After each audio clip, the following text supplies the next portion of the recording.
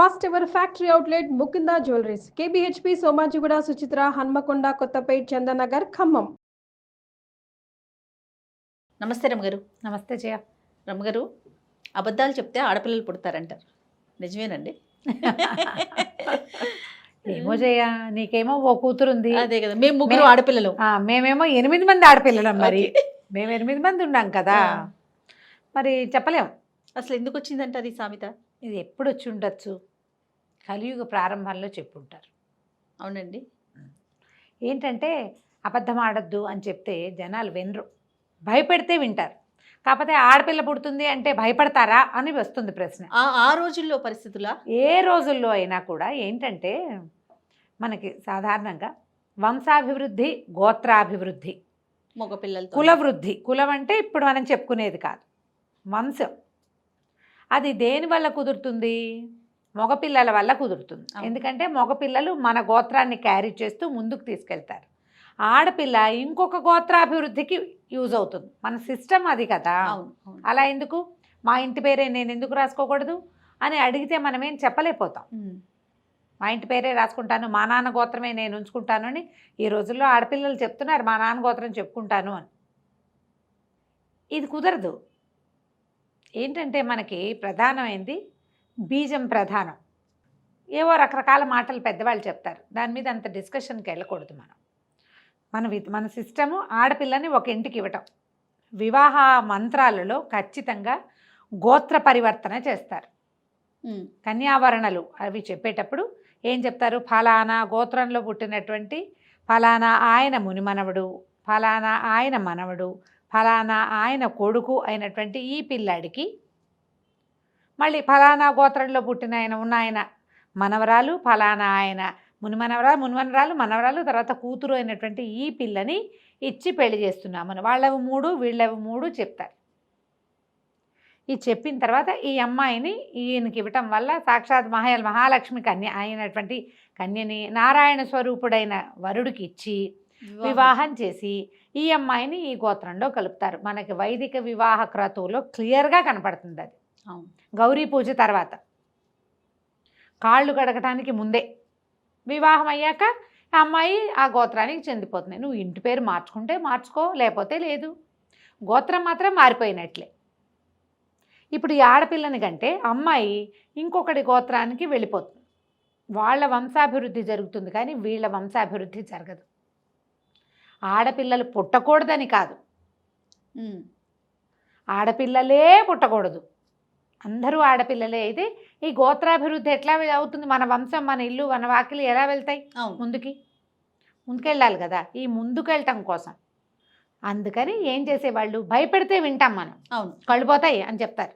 పోతాయో పోతాయో చూద్దామని ఎవడైనా అనుకుంటాడు. నష్టం వస్తుంది, దరిద్రం చుట్టుకుంటుంది, లక్ష్మి రాదు, ఇలాంటివి చెప్తే కదా భయపెడితే వింటారు. కాబట్టి అబద్ధాలు ఎక్కువ ఆడితే, అబద్ధాలు ఆడుతుంటే ఆడపిల్లలు పుడతారు అని. అబద్ధం ఆడితే ఎన్ని రకాల సమస్యలో వస్తాయి.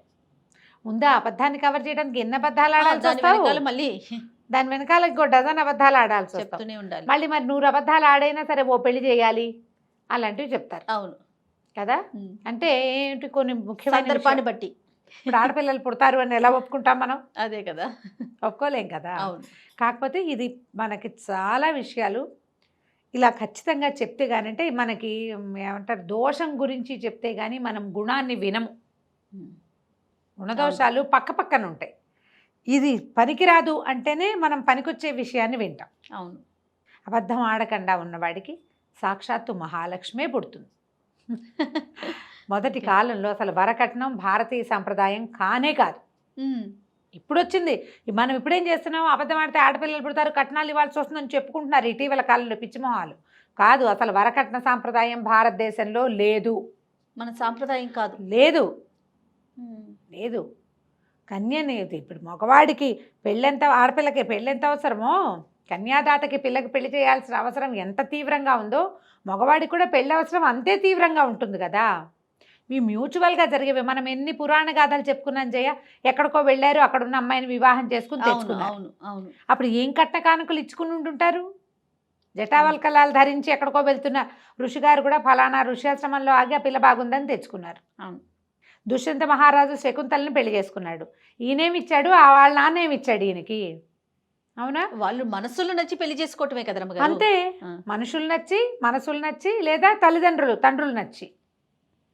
అబ్బాయి బాగుంటే బాబు మా పిల్లనిచ్చి నీకు పెళ్లి చేస్తానండి. ఇప్పట్లాగా ఇంతంత గొడవలా ఇంతంత ఇవే ఎందుకు? 100-200 ఏళ్ల క్రితం కూడా మనకేం వరకట్నం లేదు. అంతకుముందు కన్యాశుల్కం ఒక పిచ్చి సాంప్రదాయం, ఆడపిల్లల్ని కొనుక్కోవటం ఉండేది. అది తప్పుడే, అది తప్పు, అది కరెక్ట్ అని అనడానికి వీల్లేదు. ఇవేవి భారతదేశ సాంప్రదాయాలు కావు. ఏవైనా ఇవ్వాలి, ఇవన్నీ కూడా ఉన్నవాళ్ళు ఇచ్చేవాళ్ళు, లేని వాళ్ళు లేదు. అసలు కొన్ని కథల్లో అయితే పెళ్లి చేసి పేలపిండి కట్టించారట సారికి. పేలపిండి అంటే ఏమిటమ్మా, ఎంత కేవలమైంది. అంతే, సత్తుపిండి ఇచ్చారు, ఏమీ లేదు ఇంట్లో. అంత పేదవాళ్ళ పిల్లలు కూడా చేసుకునేవారు. మన సంసారాన్ని ఉద్ధరించడానికి ఓ స్త్రీ అవసరం. మీరు అన్నట్లుగా పెళ్లి అనేది ఇద్దరికి కావాలి కదా రమ్మగారు. అమ్మాయికి కావాలి, ఇటు అబ్బాయికి కావాలి. అబ్బాయి దగ్గర ఆస్తిపాస్తి ఏమున్నాయి అని చూసేది లేదు. ఆ ఆడపిల్ల నుంచి మనకేమొస్తుందని వీళ్ళు అనుకునేది కూడా లేదు. అంతే అంతే, కరెక్ట్ అండి. వంశాలు గోత్రాలు చూసుకునేవాళ్ళు కొంతకాలం తర్వాత. పూర్వకాలంలో లేదు కదా, అవేమీ లేవు సిద్ధాంతాలు. ఇప్పుడు ఆడపిల్ల పుడితే కష్టమని నిష్ఠూరమని ఆనాడు అనుకోలేదు. మగపిల్లలు పుట్టకుండా అవుతారు అన్న భావన కోసం చెప్పబడింది. వంశాభివృద్ధి కావాలి, ఆడపిల్లలతో అవదంటే అవదు. మన సిస్టమ్ అది కాదు కాబట్టి ఈ మాటలు పుట్టినాయి. అన్నిటికీ అంతే జయ.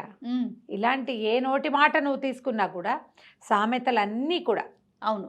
ఇప్పుడు నేను అదే చెప్తాను, ఆడపిల్లలు అబద్ధాలు ఆడితే ఆడపిల్లలు పుడతారని చెప్పిన శాస్త్రం ప్రకారమే, శాస్త్రంలోనే 100 అబద్ధాలు ఆడైనా ఓ పెళ్లి చేయమన్నారు. అవును.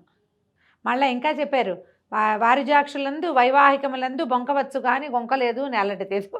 వారిజాక్షుల యందు వైవాహికముల యందు స్త్రీల విషయంలోనూ పెళ్ళిళ్ళప్పుడు అబద్ధాలు ఆడచ్చు, బొంకచ్చు ఏదో. అవునవును నాకు తెలుసు, నేను చూశాను, అలాంటివేవో చెప్పేసేయచ్చు. ఈ 2 విషయాల్లో ఆడాళ్ళకు కూడా అబద్ధాలు చెప్పచ్చు అని చెప్పారు. మరి అదే కదా, మనం ఏం చేస్తాము, అలాంటి వాక్యాలు వినిపించుకోకుండా అబద్ధాలు ఆడితే ఆడపిల్లలు పుడతారా అన్న మాట మాత్రం మనం చెప్పుకుంటూ ఉంటాం. మనకి మంటగా ఉంటుంది. ఏంటి ఆడపిల్లలు పుడితే అంత తప్ప అనిపిస్తుంది. అవును, తప్పు కాదు. పైగా తర్వాత కాలంలో ఏమైంది, ఆడపిల్లల పెళ్లి చేయటం ఒక సమస్య కింద తయారైంది. వరకట్నం వల్ల పిల్లలు పెళ్ళిళ్ళు చేయలేకపోవటం. అవును. మగవాళ్ళు వాడికి పెళ్ళి అవసరం, వాడికి అన్నీ కావాలి.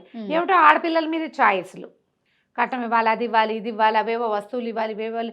వీళ్ళ సంసారాన్ని ఉద్ధరించడానికి వచ్చే పిల్లకి డబ్బు ఇచ్చి వాళ్ళు ఎందుకు డబ్బు ఇవ్వాలి అనేది ఆలోచించేవాళ్ళు కాదు. అవునండి. ఇప్పుడు అమ్మాయికి నేను అన్నం పెట్టాలిగా, నీళ్ళు ఇవ్వాలి కదా అంటే మరి నీ ఇంట్లో పనిచేసేదానికి ఇవ్వవా? కాపురం చేసేదానికి చూడవా? నువ్వు పిల్ల జల్లా కలగాల, ఆ పిల్లల్ని చూడాలా, మీ అమ్మా నాన్నని చూడాలా, అసలు ఆలోచనే లేదు. ఆలోచించకుండా కొన్ని తరాల వెంబడి వరకట్న దురాచారానికి బలైపోయాం. ఇచ్చేవాళ్ళు ఆలోచించలే, పుచ్చుకునేవాళ్ళు ఆలోచించలే. ఎట్లా కొట్లా ఆడపిల్ల పెళ్లి చేసి పంపించడం అన్నదే చూశారు. మరేం చేస్తారు? పైగా అప్పుడు సిస్టమ్ ఏంటంటే కొంచెం చిన్న పిల్లలకి పెళ్లి చేయాలి. వయసు ముదిరితే పిల్లలకి పెళ్ళిళ్ళు అయ్యేవి కాదు, రకరకాల మాటలు పుట్టేవి. అంతకుముందు ఏంటంటే అసలు మెచ్యూర్ కాకుండా పెళ్లిళ్ళు చేసిన సంప్రదాయం కూడా ఉండేది కదా. అవును అవును. అష్టవర్షాత్ భవేత్ కన్య 8 ఏళ్లకే పెళ్ళి, అప్పుడు ఇచ్చేవాళ్ళు కట్నాలు. ఇదంతా ఏమిటంటే మన సమాజంలో వచ్చినటువంటి విపరీత పోకడ్ల వల్ల సాధారణ వాక్యాలు కూడా విపరీత వాక్యాలుగా పరిణమించేసాయి. అంతే. దాని మీద ఏం పెద్ద ఆలోచించకండమ్మా. అవసరానికి అబద్ధాలు ఆడతాం, మనుషులం మనం. అబద్ధాలు ఆడితే ఆడపిల్లలు పుడతారేమని భయపడకండి. ఆడపిల్లలు పుట్టేది అబద్ధాల వల్ల నిజాల వల్ల కాదు, క్రోమోజోమ్స్ తోటి పుడతారు. ఆడపిల్లలో మగపిల్లలో నిర్ధారించబడేది కేవలం మగవాళ్ల వల్లే అది జరిగేది. అంతే. స్త్రీలకు అందులో ఎటువంటి సంబంధము లేదు. కేవలం మగవాళ్ళతోటే ఇది ఆడపిల్లల మగపిల్లల అనేది వాళ్ళ యొక్క దాని మీదే ఆధారపడి ఉంటుంది తప్ప ఆడాళ్ళకి ఏ సంబంధము లేదు. మన కర్మ ఏంటంటే క్రమంగా స్త్రీకి స్త్రీయే శత్రువైపోయి ఆడపిల్ల నాయనమ్మలకి అత్తగారులు ఎవరికి ఆడపిల్లలు పనికిరారు, ఆడపిల్లలు పుడితే పనికిరారు, ఇలాంటి పిచ్చి ధోరణి వచ్చి. అవును. పైగా ఏంటంటే ఇదివరకట్లాగా అన్నాళ్ళకంటే ఎప్పుడో ఒకటికి మగపిల్లాడు పుట్టపోతాడా అని చూసేవాళ్ళు. ఇప్పుడు మనం 1-2 చూస్తున్నాం, ఆ రెండిట్లో వల్ల ఒకటి మొగది కావాల్సిందే అన్న పిచ్చ. ఈ పిచ్చిలతోటి ఇక ఏం చేస్తాం? అందుకని ఇవన్నీ ప్రబలనాయి తప్ప ఇలాంటి విపరీతపు ధోరణి ఆలోచనల్లోంచి బయటకు వచ్చేయండి.